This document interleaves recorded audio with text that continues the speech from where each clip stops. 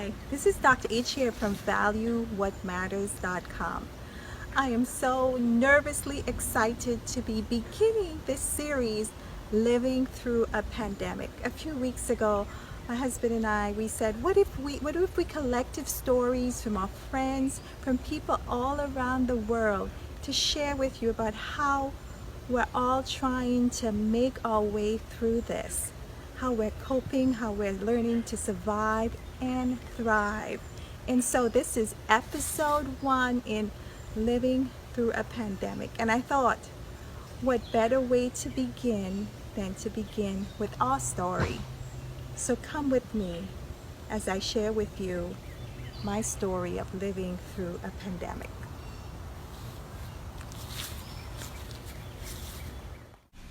My story actually begins in the Twin Island Republic of Trinidad and Tobago.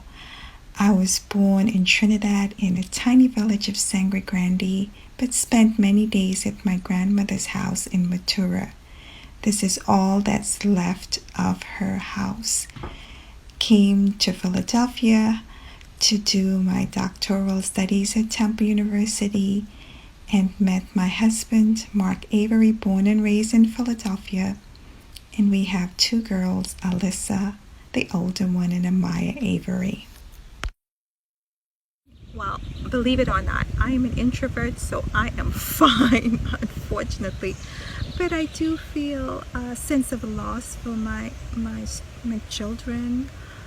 We went to a birthday party with one of our very close friends, and we did the drive-by thing, and we saw them, and we wanted to show them that we love them and we miss them, and we just did this kind of virtual hugs. And so there's a sense of time that is lost and occasions to connect that this is where we are. And I do realize that in the grand scheme of things, this is a small thing to miss.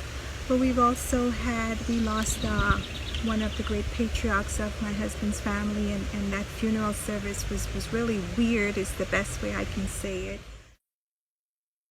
How am I coping? How am I thriving? How are we? Because I recognize how much I have to be thankful for. See, when you began with a little, you really can appreciate, I think you can appreciate what you have. And I've been connecting with my sister and my friends back in Trinidad and the Caribbean. I just feel tremendously grateful, and my faith sustains me as a Christian that God's got this. And there's still uncertainty. I don't know if I'm going to have my job, if I'm going to lose my real job. I don't know if I'm going to get the virus or what's going to happen.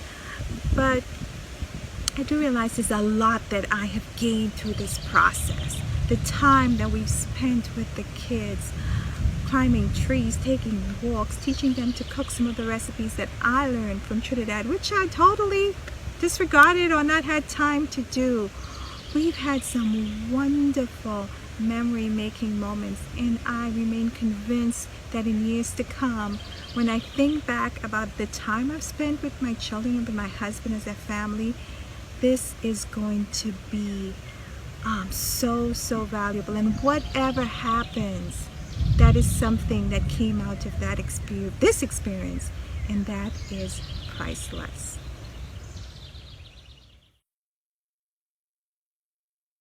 I would say to you,